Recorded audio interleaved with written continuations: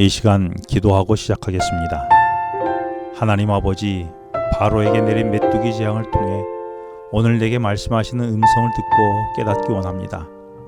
성령 하나님 도와주시옵소서. 예수님의 이름으로 기도합니다. 오늘 말씀은 출애굽기 10장 1절로 20절 말씀입니다. 바로는 지난 7번의 재앙에도 변하지 않고 완고해집니다.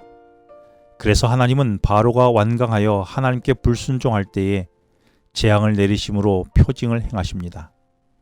그런데 이 표징은 하나님이 보여주시고자 하는 목적이 있습니다. 그 이유를 1절에서 내 아들과 내 자손의 귀에 이 일이 전하여 내가 여호와인 줄을 알게 하리라고 말씀하십니다. 그렇습니다. 그동안 하나님이 애굽에 행한 표징이었던 나일강이 피로 변하고 개구리 이 파리가 온 애굽을 덮고 가축에게는 심한 돌림병이, 사람과 짐승에게는 악성 종기가 생겼습니다. 그리고 지난 9장에서는 애굽의 역사 일에 없었던 우박이 쏟아져 농작물이 큰 피해를 입는 초자연적인 일들이 일어났습니다. 이 모든 것은 전능하신 하나님이 아니면 결코 행할 수 없는 일들이었습니다. 그런데 이런 표징을 보여주신 이유가 무엇이었을까요?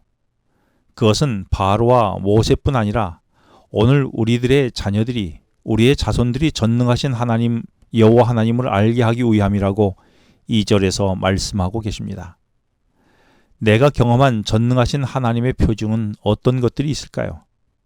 혹 나는 아무것도 없다고 생각하십니까?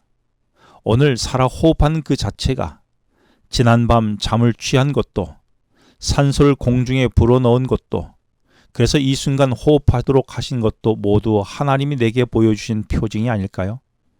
이 경험을 우리 자녀에게 알게 하면 어떻겠습니까?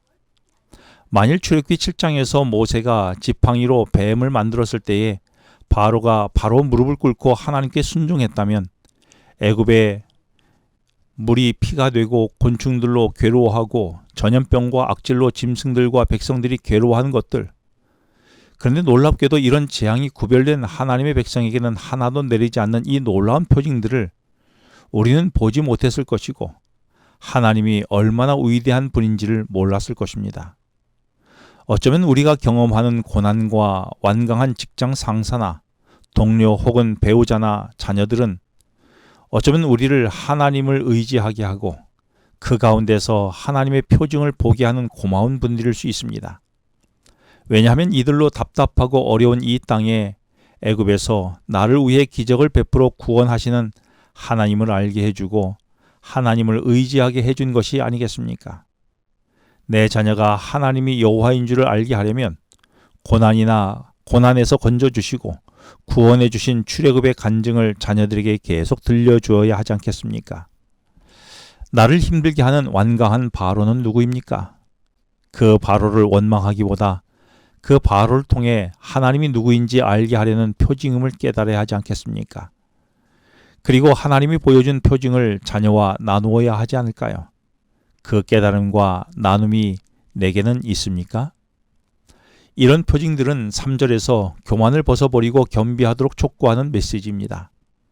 이 표징을 통해 바로나 우리도 하나님을 알고 교만한 존재였음을 깨달아야 합니다. 그래서 겸손해져야 합니다.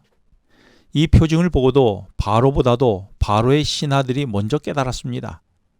그래서 7절에 바로의 신하들이 바로에게 우리가 다 망하게 되었다면서 얼마나 망가져야 우리가 정신 차리겠냐며 이스라엘 백성을 보내 그들이 여호와를 섬기게 하자고 이야기를 합니다. 나는 어떤 사람입니까? 망가지기 전에 하나님의 말씀을 순종하고 있습니까? 아니면 어느 정도 혼난 후에 깨닫는 바로의 신하 같습니까? 아니면 아무리 망가지고 혼나도 깨닫지 못하는 바로와 같습니까? 이제 8번째 재앙으로 나타난 표징은 지난 우박 재앙에서 남은 곡식과 채소들을 하나님이 일으키신 동풍을 타고 온 메뚜기 떼들에 의하여 사라질 것이었습니다. 바로는 자신이 의지할 것이 메뚜기 떼들이 먹어치워 사라지자 이제 이스라엘 백성을 보내겠다고 말합니다. 대신 7절에서 아이들은 내버려 두고 가라고 말하고 있습니다. 아이들을 두고 떠나면 부모들은 언젠가 다시 돌아오겠다는 계산이었습니다. 그리고 10절에서는 심지어 아이들을 광야길로 내보내는 것은 나쁜 짓이라고 말합니다. 오늘날도 사단은 시험 기간에 아이들을 안식일에 학원을 보내지 않고 교회에 가게 하는 것은 나쁜 짓이라고 말합니다.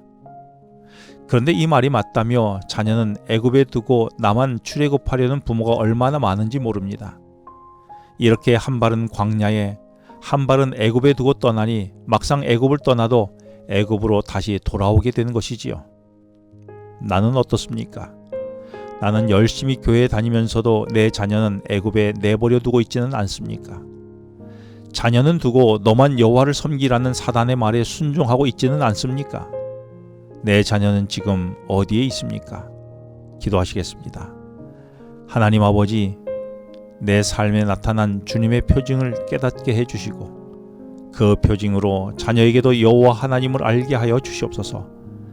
작은 하나의 표징으로도 주님을 인정하고 순종하게 하여 주시오. 자녀를 두고 나 혼자 출애굽하라는 바로의 말에 기울이지 않고 함께 출애굽하는 믿음의 가정이 되도록 인도하여 주시옵소서. 예수님의 이름으로 기도합니다. 지금은 개인기도 시간입니다.